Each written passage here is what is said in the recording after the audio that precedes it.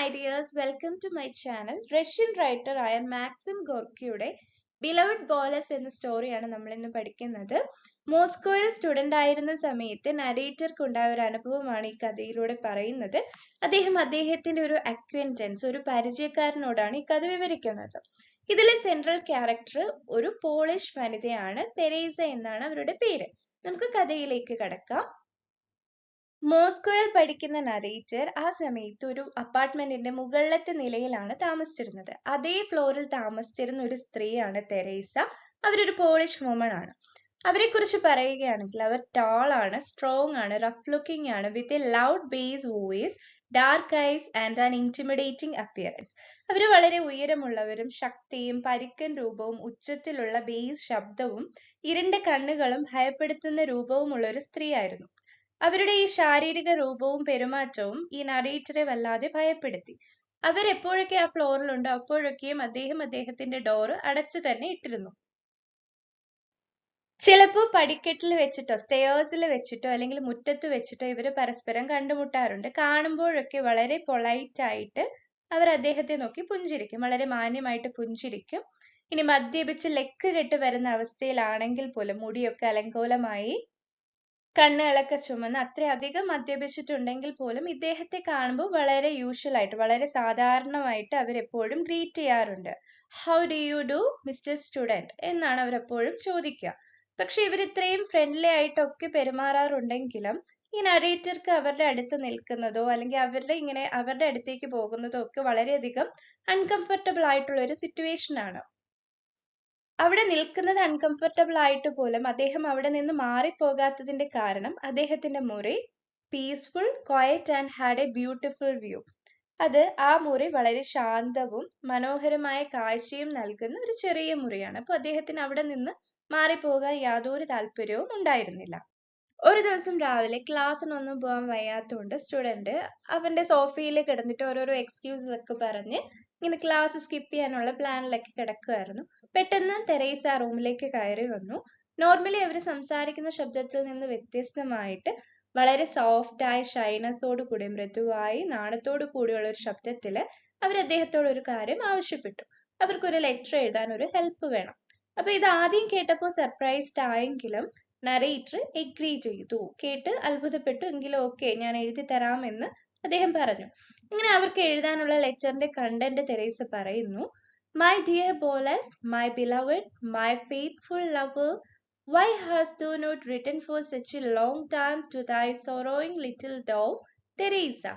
എന്റെ പ്രിയപ്പെട്ട ബോലസ്, എന്റെ പ്രിയപ്പെട്ടവനെ, എന്റെ വിശ്വസ്ത കാമുക, എന്തുകൊണ്ടാണ് നീ ഇത്രയും കാലം നിന്റെ ദുഃഖിതയായ ഈ കൊച്ചു പ്രാവിന് എഴുതാതിരുന്നത്? തെരേസ. അപ്പൊ ഇത് കേട്ടപ്പോ ശരിക്കും സ്റ്റുഡന്റിന് ചിരിയാണ് വന്നത്. ഇത്രയും മസ്കുലർ ബോഡിയുള്ള ഒരു സ്ത്രീ അവരെ സ്വന്തമായിട്ട് ലിറ്റിൽ ഡവ്, ഒരു ചെറിയ പ്രാവ് എന്ന രീതിയിൽ എഴുതിയിരിക്കുന്നു, അല്ലെങ്കിൽ അതുപോലെ പറയുന്നു. ഇത് കേട്ടപ്പോ ചിരി വന്നെങ്കിലും സ്റ്റുഡന്റ് അത് കൺട്രോൾ ചെയ്തു. അപ്പൊ ഇതൊരു പ്രണയലേഖനത്തിലെ വരികളാണ്. അപ്പൊ അത് കഴിഞ്ഞപ്പോഴാണ് തെരേസ വെളിപ്പെടുത്തുന്നത് അവർക്ക് 6 വർഷമായിട്ട് ബോൾസ്ലാവ് കഷ്പുത്, ബോലസ് എന്ന് പേരുള്ള ഒരു യുവാവുമായിട്ട് അവര് റിലേഷൻഷിപ്പിലാണ്. അപ്പോ അതൊക്കെ ഓക്കെ. അങ്ങനെ ആ സ്റ്റുഡന്റ് ആ ലെറ്റർ കംപ്ലീറ്റ് ചെയ്യുന്നു. അത് കഴിഞ്ഞിട്ട് വളരെ നന്ദിയോടെ തെരേസ അവിടെ നിന്ന് മടങ്ങി പോകുന്നു. 1-2 ആഴ്ചയൊക്കെ കഴിഞ്ഞ് ഒരു ഡൾ ആയിട്ടുള്ള, ഒരു അധികം രസമൊന്നുമില്ലാത്ത ഒരു വിരസമായ ഒരു വൈകുന്നേരം തെരേസ വീണ്ടും മടങ്ങി വന്നു. അവർക്ക് വീണ്ടും ഒരു ലെറ്റർ ആണ് വേണ്ടത്. പക്ഷെ ഇപ്രാവശ്യം ബോലസിനുള്ള ലെറ്റർ അല്ല, പക്ഷെ ബോലസ് എഴുതുന്ന ഒരു ലെറ്റർ. ഇത് അവരുടെ ഒരു ഫ്രണ്ടിനാണ്. അവരുടെ പേര് തെരേസ എന്നാണ്. അവരുടെ തെരേസ എന്ന് പേരുള്ള ഒരു ഫ്രണ്ടിന് ബോലസ് എഴുതുന്ന ഒരു ലെറ്റർ ആണ് വേണ്ടത് എന്ന് തെരേസ പറയുന്നു. പക്ഷെ അത് പറയുമ്പോഴും അവരുടെ കൈകൾ വിറയ്ക്കുന്നുണ്ട്. അവരുടെ മുഖമൊക്കെ വളരെ ട്രബിൾഡ് ആയിട്ട് അസ്വസ്ഥമായി കാണപ്പെട്ടു. അപ്പൊ പെട്ടെന്ന് തന്നെ നറേറ്റർ നോട്ടീസ് ചെയ്യാണ് ഇവര് പറയുന്നത് കള്ളമാണ്. അപ്പൊ അദ്ദേഹത്തിന് ദേഷ്യം വന്നു. കാരണം ആദ്യം ബോലസിന് ഒരു ലെറ്റർ എഴുതി, ഇപ്പൊ ബോലസ് എഴുതുന്ന ഒരു ലെറ്ററും ഇദ്ദേഹം എഴുതി കൊടുക്കണം. അപ്പൊ ഇത് ആലോചിച്ചപ്പോ അദ്ദേഹത്തിന് ദേഷ്യം വന്നു. വളരെ ദേഷ്യത്തോടെ തന്നെ ആള് സംസാരിച്ചു.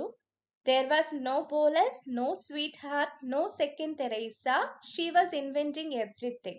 അപ്പൊ അവിടെ ശരിക്കും ബോലസ് എന്നൊരാളില്ല, അവിടെ ഒരു പ്രണയിനിയും ഇല്ല, ഒരു പ്രണയിതാവും ഇല്ല.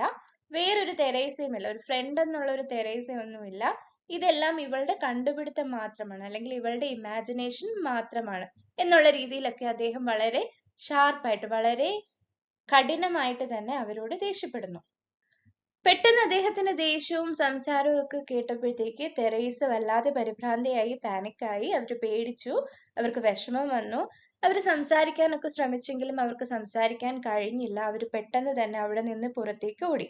അപ്പൊ ഇവരുടെ ഈ പെരുമാറ്റത്തില് അദ്ദേഹത്തിന് അൺഈസി ആയിട്ട് തോന്നി.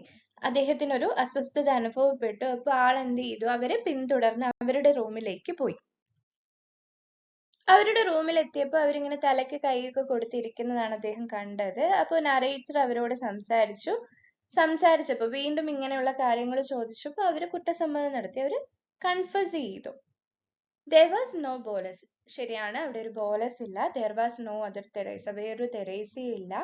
ഒരേ ഒരു തെരേസ മാത്രമേ ഉള്ളൂ. അത് അവള് തന്നെയാണ്. ബോലസ് എന്നുള്ള ഒരാളെ അവളായിട്ട് ഇമാജിൻ ചെയ്ത് എടുത്തതാണ്. അവളെ സ്നേഹിക്കാൻ ഈ ലോകത്ത് വേറെ ആരും ഇല്ലാത്തത് കൊണ്ട് അവൾ സ്വന്തമായിട്ട് ക്രിയേറ്റ് ചെയ്ത ഒരു ഇമാജിനറി ബോയ് ഫ്രണ്ട് ആണ് ബോലസ് എന്ന് പറയുന്നത്. അപ്പൊ ആദ്യം ഈ സ്റ്റുഡന്റ് എഴുതി കൊടുത്ത, ബോലസിന് എഴുതിയ ആ ലെറ്റർ അവള് കാണിച്ചു കൊടുത്തു. ആ ലെറ്റർ ഇതുവരെയും അയച്ചിട്ടില്ല. അപ്പൊ ശരിക്കും ഒരു ബോലസ് ഉണ്ടെന്ന് വിചാരിക്കാൻ വേണ്ടി, അങ്ങനെ ചിന്തിക്കാൻ വേണ്ടി, അവളെ സ്നേഹിക്കാൻ ഒരാളുണ്ടെന്നുള്ളത് കാണിക്കാൻ വേണ്ടിയിട്ട് അവൾ അത് മറ്റൊരാളെ കൊണ്ട് ഉറക്കെ വായിച്ച് കേൾക്കുകയാണ് ചെയ്തത്.